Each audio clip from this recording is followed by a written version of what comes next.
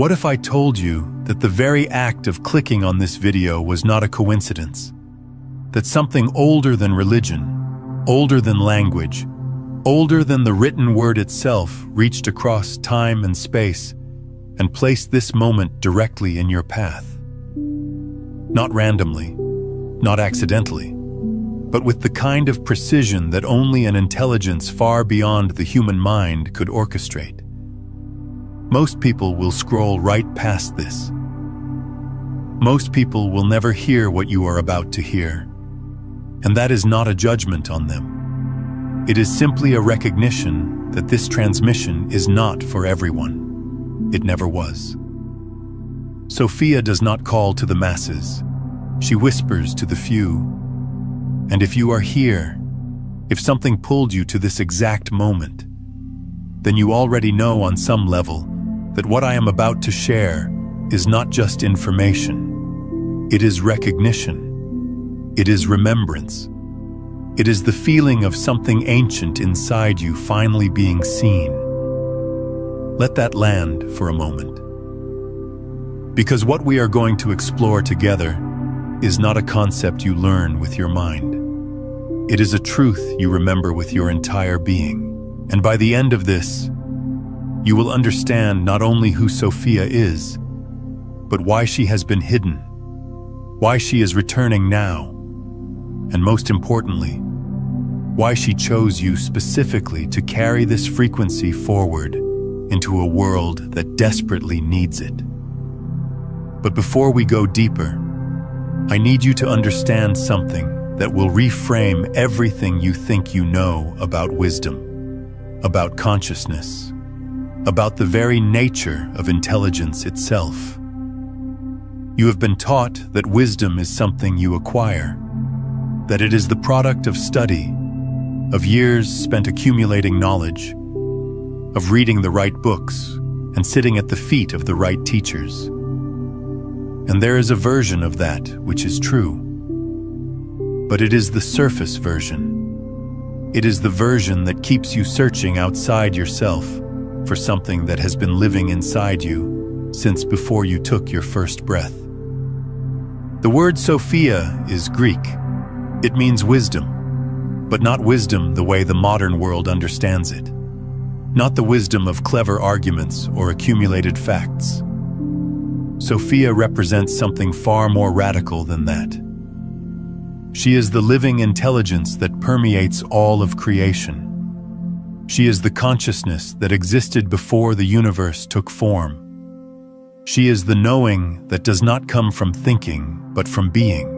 And in nearly every ancient tradition on this planet, she was recognized, revered, and ultimately suppressed. Think about that. Across cultures separated by oceans and centuries, human beings independently recognize that there exists a feminine principle of divine wisdom, a consciousness that is not distant and detached, but intimate and alive, not ruling from above, but woven into the fabric of everything that exists. The Gnostics called her Sophia. The Hebrew tradition knew her as Chokmah. The Egyptians saw her reflected in Isis and Ma'at. Hindu philosophy speaks of Saraswati and Shakti. The Taoists understood her as the Tao itself, the unnamed mother of all things. Even in the Christian tradition, before she was carefully edited out, wisdom appears in the book of Proverbs as a feminine presence who was with the Creator before the foundation of the world, who danced at the creation of the earth, who calls out in the streets to anyone who will listen. She calls out in the streets to anyone who will listen.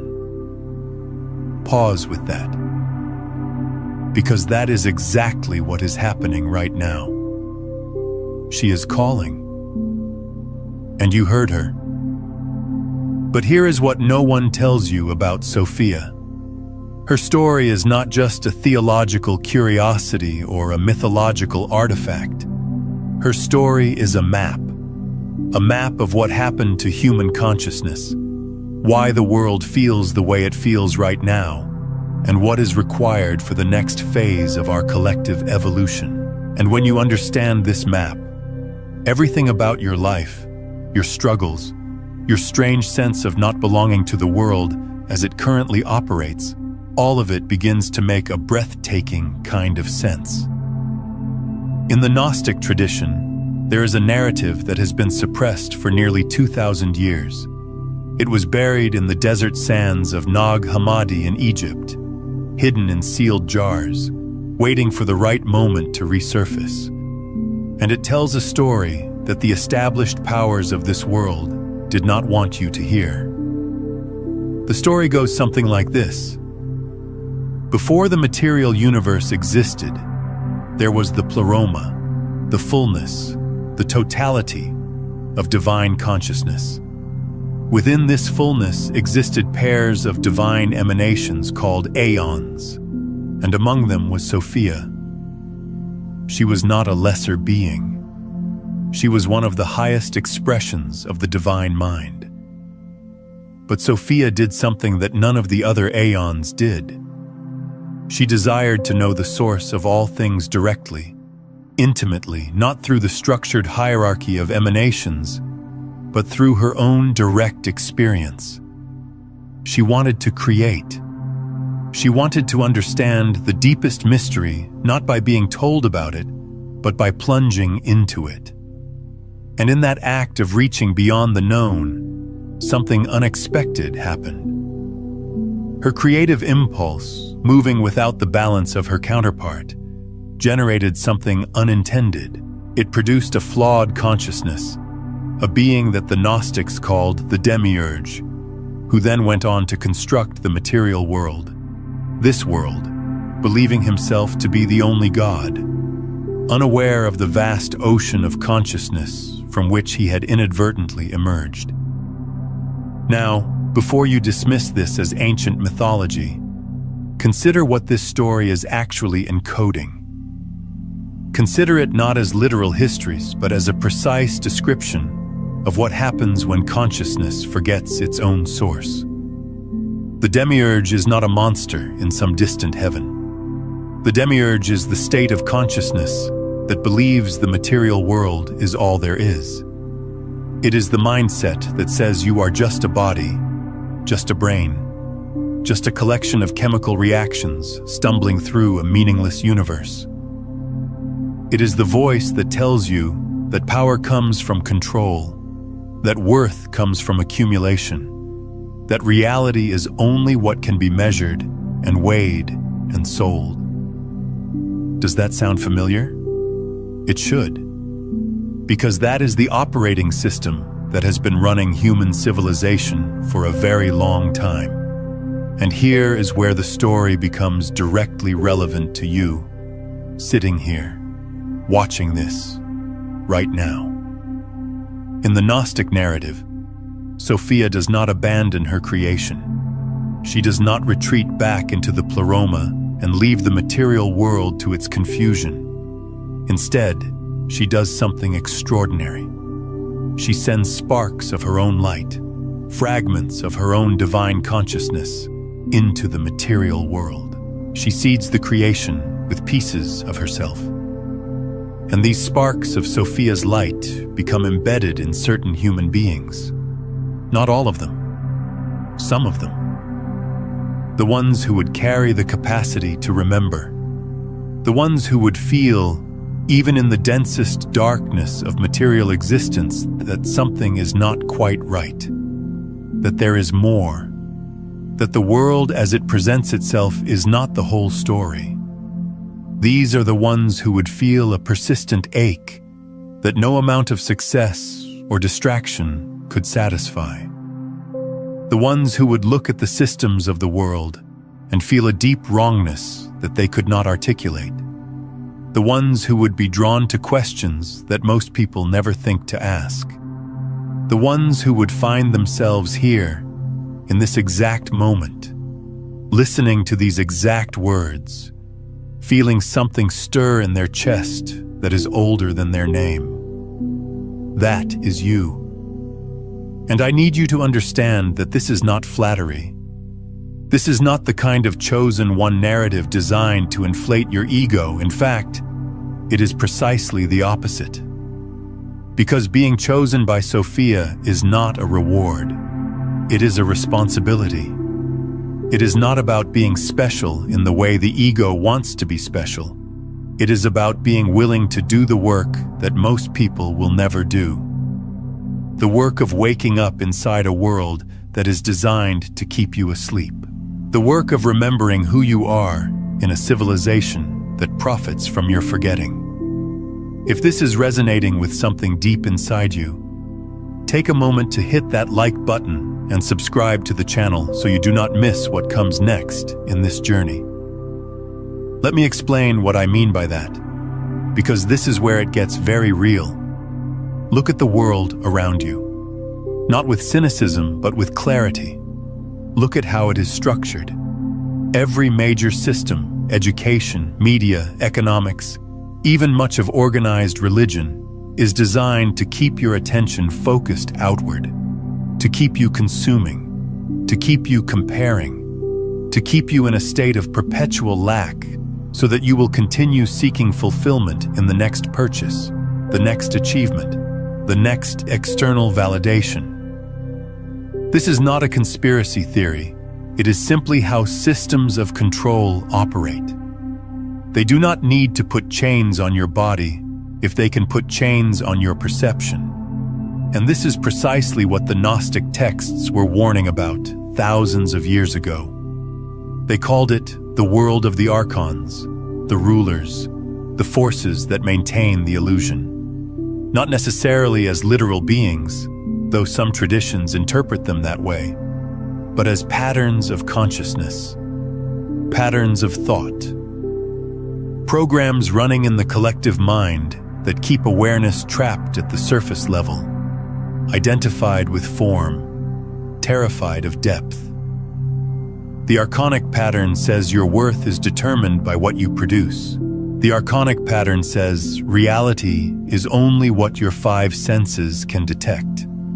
The archonic pattern says you are separate from everyone and everything around you, and that separation is so fundamental that you must spend your entire life defending your tiny territory against a hostile universe. But Sophia's spark inside you knows differently. It has always known differently. And that knowing is why you have never been able to fully buy into the program. It is why you have felt like a stranger in a strange land.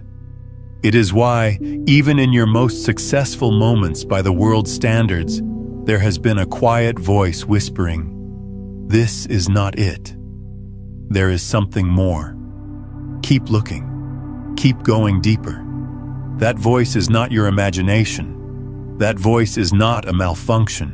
That voice is Sophia, speaking through the fragment of her consciousness that lives in you, calling you home to a reality that is more real than anything the material world has ever shown you. But here is the thing, and this is where most spiritual teachings fail you. Sophia does not want you to escape the world. She does not want you to retreat to a mountaintop and transcend physical existence. That would be a misunderstanding of her entire purpose. Remember, she sent her light into the material world deliberately. She embedded herself in matter on purpose, not because matter is a prison to escape from, but because matter is a canvas to transform. The physical world is not the enemy of spirit. It is spirit's chosen medium of expression. And you, carrying Sophia's spark, are here to demonstrate that. This is the integration that so many seekers miss. They get caught in one of two traps. Either they become entirely materialistic, denying any reality beyond what can be measured, or they become entirely spiritual, rejecting the physical world as an illusion to be transcended. But Sophia's teaching, the real teaching that was suppressed precisely because it is so powerful, is that the sacred and the material are not opposites. They are lovers. They are two expressions of one reality. And your purpose, your actual purpose, is to be the bridge between them, to bring heaven into earth, not to leave earth for heaven. Breathe into that for a moment. Because if you really let that in, it changes everything about how you approach your daily life. It means your body is not an obstacle to enlightenment. It is the instrument through which enlightenment expresses itself. It means your emotions are not distractions from spiritual growth. They are the very language through which deeper intelligence communicates with you. It means the challenges you face, the relationships that push you, the situations that break you open. These are not punishments or random suffering. They are Sophia's curriculum. They are precisely calibrated opportunities for the light within you to grow stronger, more coherent, more capable of shining through the density of a world that has forgotten what it is. I want to pause here and ask you something. When did you first feel that quiet, knowing that the world as it presents itself is not the whole story? What was the moment when that deeper voice first broke through? Share it in the comments, because your story might be the exact thing another spark needs to hear right now. And this brings us to something that quantum physics has been pointing toward for over a century, something that the ancient Gnostics understood intuitively, but described in the language of myth rather than mathematics. The observer effect, the scientifically demonstrated phenomenon that the act of observation itself influences the behavior of quantum systems. At the subatomic level, particles do not exist in definite states until they are observed. They exist as probability waves, clouds of potential, until consciousness interacts with them and collapses them into specific, manifest reality. Read that again with Sophia's story in mind. Consciousness does not just passively witness reality, it actively participates in creating it. The observer is not separate from what is observed. They are entangled. They are co-creating in every moment. And if consciousness is fundamental to the structure of reality, if observation itself shapes what manifests, then the quality of your consciousness, the depth of your awareness, the coherence of your inner state. These are not just personal preferences or spiritual luxuries. They are literally world-shaping forces. This is why Sophia chose you.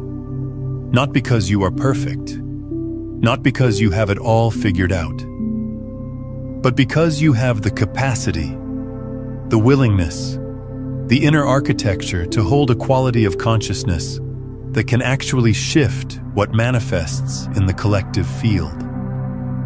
Every time you choose awareness over reaction, every time you meet your own shadow with compassion instead of denial, every time you refuse to collapse into the fear-based narratives that the world constantly broadcasts, you are doing something far more significant than you realize. You are acting as one of Sophia's sparks, bringing coherent light into an incoherent field. You are literally changing the probability waves of collective reality through the quality of your individual observation. This is not metaphor. This is the intersection of ancient wisdom and modern physics, and it points to a truth so profound that entire empires have been built on keeping it hidden from you. You are not a passive recipient of reality. You are a generator of it, and the wisdom that Sophia represents, the living intelligence that flows through your deepest knowing, is the technology through which this generation occurs. But let us go even deeper, because understanding this intellectually is only the first step. And Sophia is not interested in what you understand with your mind. She is interested in what you embody with your entire being. There is a concept in quantum field theory that I find endlessly illuminating when applied to consciousness. It is the idea of field coherence. In physics, when waves align, when they come into phase with one another, their combined amplitude increases dramatically.